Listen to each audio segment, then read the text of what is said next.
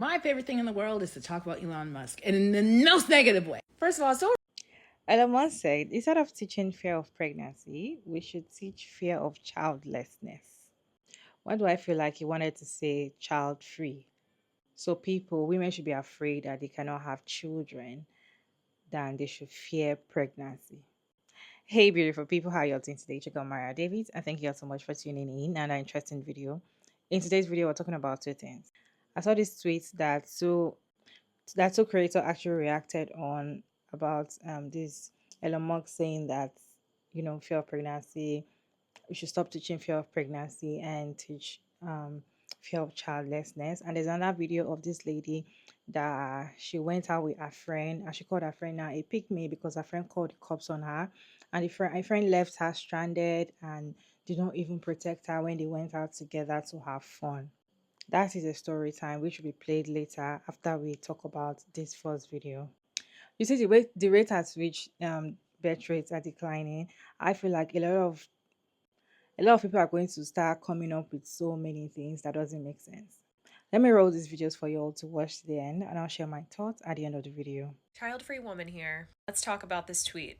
Yes, this is a real tweet from Elon Musk. He tweeted it yesterday. He was responding to different birth rates across the globe, and in response said, instead of teaching fear of pregnancy, we should teach fear of childlessness. A couple things. I'm also a sex educator. We know that the abstinence only education thing doesn't work. Another thing, I have a lot of reasons for remaining child free, but one of them actually is fear of being pregnant. But no one in my life taught me to fear pregnancy.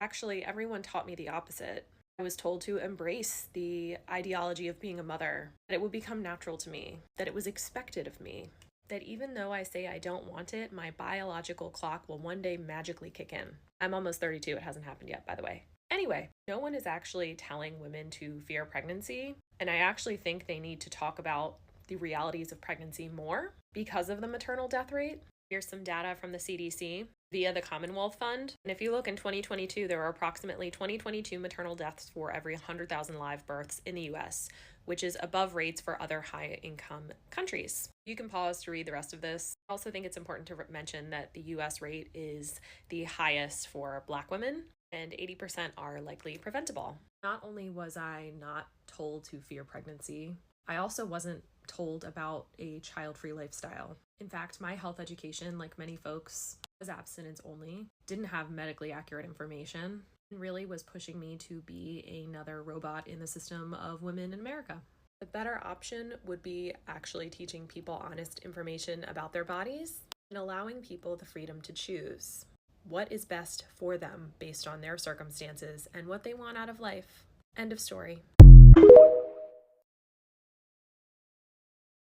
Instead of teaching fear of pregnancy, we should teach fear of childlessness. my favorite thing in the world is to talk about Elon Musk, and in the most negative way. First of all, so we're clear, childless is very different from being child free. Childless is when someone cannot have children, not by their choice, or they've had children and they've lost that child. So you're wrong, Elon. Being child free by choice is technically what he's talking about here. There is actually nothing more scarier to me than having a child and they end up hating you, which has happened with your child. And most likely is going to happen to that baby you have right now. I don't know how old it is, but I give it 10 years. But let's take the children out of this. Let's just focus on Elon. Elon Musk only cares about these child-free women because he's trying to figure out who's going to work for pennies at his company without these children. You're not telling me Elon Musk actually gives a damn about the population in the world. He gives a damn always about his bottom line. Because if you don't know, then let me explain this to you. Capitalism only fuels with your children, which your children, meaning not the 1%. He don't worry about his kids. He's worried about your children to work in his factories for literal pennies. Were you taught fear of pregnancy? Because I wasn't taught fear of pregnancy. I was taught fear of childlessness. The fact that you're a woman, and when you get to a certain age, you're not going to be able to reproduce anymore. So all you need to do is just rush whatever you want to do, whoever comes your way, whoever would just want to marry you, whoever say they love you, just do it, because when you get to a certain age, you might not be able to give birth again. So I was personally taught fear of childlessness than fear of pregnancy. because when it comes to pregnancy, there was no fear. I was just one that have that personal fear. But generally there was no, oh, don't get pregnant, oh, don't get pregnant. Even the fact that my parents, yeah, or African parents most of the time, they once you start seeing your period as a young girl, the only thing they tell you is when a guy touch you, just touch you, you're gonna get pregnant. So they kind of put that fear in you that, oh, when a guy touch you, you're gonna get pregnant. But trust me, when you pass that stage, or when you've gotten to a particular stage that they feel like you should start getting married, which is age 20, they don't put that fear in you anymore. What they tell you is go and find a man, bring a man home. You have to get pregnant before you're 25, before you're 30. You have to do whatever you want to do fast. So that fear of pregnancy was actually the beginning of when you start seeing your period. So people don't fear pregnancy, yeah. I feel like people fear the fact that they cannot have children. People fear the fact that they might not be able to reproduce than fear of pregnancy. In fact, some people, knowing that their pregnancy is high risk, they will have another child that will give them high risk. Knowing that the first child gave them serious high risk pregnancy, they will still have another child because they are afraid people will laugh at them and say, oh, you don't have a child as old as you are, you don't have anybody to call your child, and all of that, which doesn't make sense. I feel like that particular ideology, you're just doing it because you're being selfish, because you're afraid that people will see you that you cannot have children. You all, what's your take on that tweet from Elon Musk? Let me know your thought down in the comment section. Where I wrote the second clip for you all to watch. This lady went for a party with her friend, and I don't know, it's kind of confusing. But then this our friend is actually a creator, a popular creator on TikTok.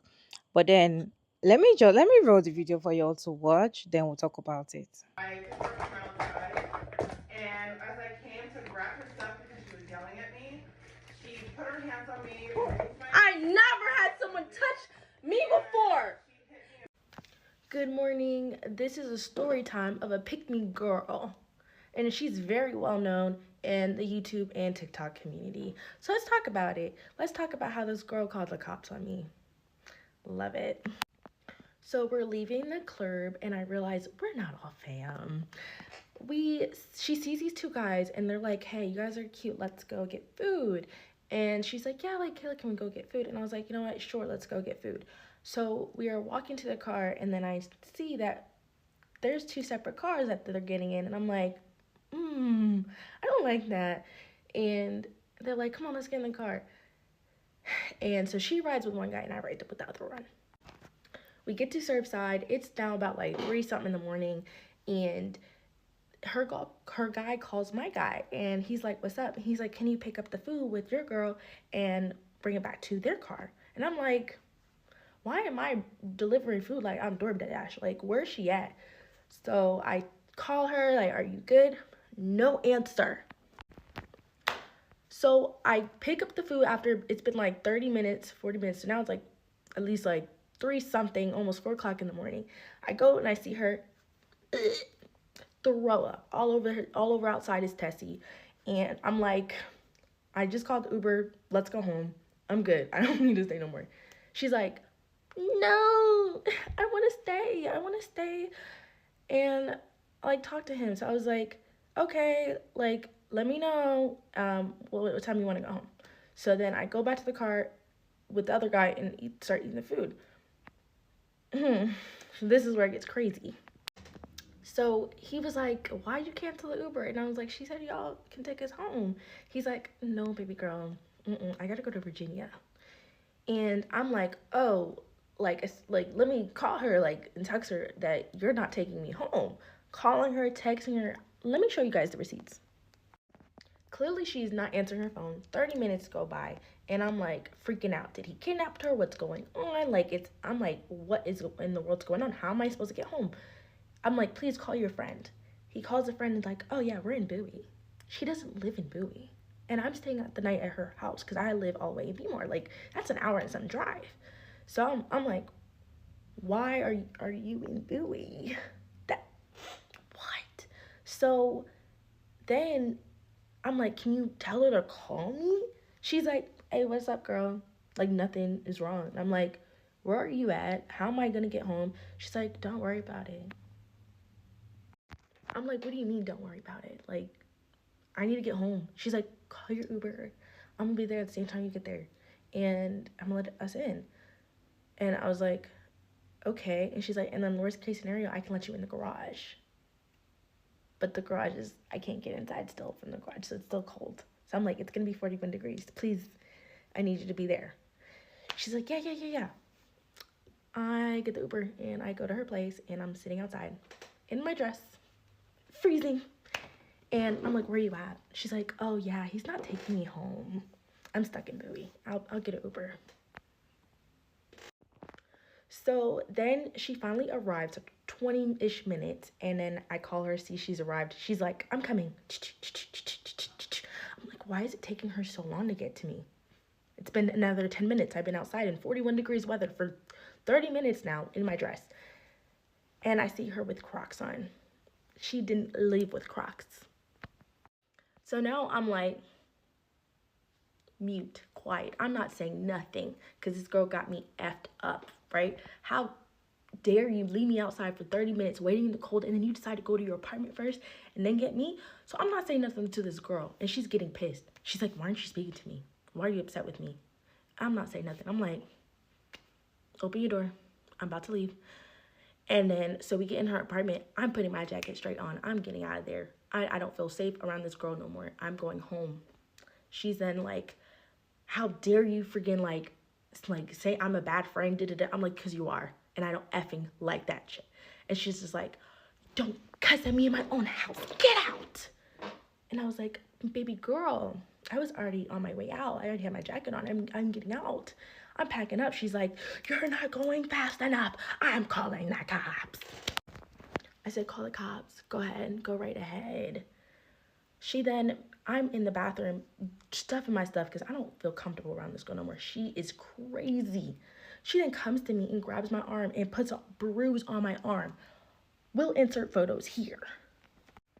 So now I'm like, oh, she came and touched me and touching my stuff. Don't touch me. And I pushed her in the tub because it's like, now that's self-defense because you don't touch me. And then she's like, she touched me. She touched me. Huh? Now I'm like, I'm scared. I'm running out of there. That girl is insane. You guys might know her as Alexa Marie, the girl who does hair and who is on Ozempic. Yeah, that's her. She's not a girl's girl. She's a pick-me girl. And yeah, don't be her friend. Don't associate with someone who's willing to put a guy she just met over your own safety in your own life. Stay away.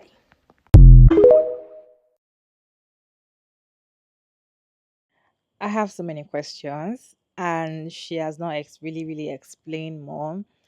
And you went to the party with your friend, and both of you are in stranger's car, you are in a stranger's house, then you waited for your friend outside. See, I just feel like if you hang out with your friend and a guy walk up to you guys, two of you, probably you're just two, walk up to you and ask one of you, maybe you are the one to talk to, and be like, I want to see you for 5 minutes. Excuse your friend, I want to see. And you stand up from that seat, you're a pick me. You're not a girl's girl. And they can use you to actually cause danger to your friend. Because ideally, you're not supposed to get up from that seat to go talk to any guy. So if a guy want to talk to you, let him talk to you where your friend is. And if he cannot talk to you, he can call your number or whatever, cash up from you where you're sitting, no matter how noisy it is. But the fact that you leave your friends to go talk to another guy is giving pick me, is giving I'm gonna put my friends in danger. I don't care about my friend. All I need is a guy right now. Or it's actually showing that you came to that place to look for a guy to talk to. Just imagine it was a plan walk because my head calculates so many things when I'm outside, especially outside drinking and late night, right? I'm out with my friend, just two of us, and a guy comes to talk to me. What if they've planned it like, oh, you go talk to that one, tell that one to excuse so that we can, kidnap. Like, I just think so many things. So I'm not going to get up from where I am just because you want to talk to me. If you cannot talk to me where my friend is, mhm, it's not important. So the fact that she was waiting outside and she still went to, she went to pass the other entrance, leaving her friend outside in the cold. I feel like, God. It shows she doesn't care about her friend. And sometimes, when it comes to friendship, I feel like some people actually force themselves on a particular friend. You must have been saying some things that your friend, this person is not really taking you as a friend, but because you want to be friends with, some certain kind of people, you just ignore so many things. Some people want to be your friend because of what you have, who you are at a point. So they kind of ignore so many things. Because for you to get to that stage, she must have been showing you some things. Because why should she leave you outside in the cold and pass the other entrance, change, do everything before she allow you to enter inside and call the cops on you? A friend that can call the cops on you is not a friend. And she grabbed you, gave you bruises for what exactly? Anyways, I feel like there's more to the story, and I can't wait for the other creator, which is the Ashley Mary or something, to come out and talk about our own side of the story, because this story is not adding up, to be honest. I feel like she also has her own path, but then I can I can see the wrong or the pick me that she did, which is the other lady, talking to men when you're out with your friend, leaving your friend stranded. That is a no-no. Like, that is a no-no. That is a pick me characteristics. What is your take on this situation? Let me know your thoughts down in the comment section respectfully. And thank you all so much for tuning in another interesting video. I hope you enjoyed this one. Please like and share and subscribe, and I'll see you in my next one. Bye.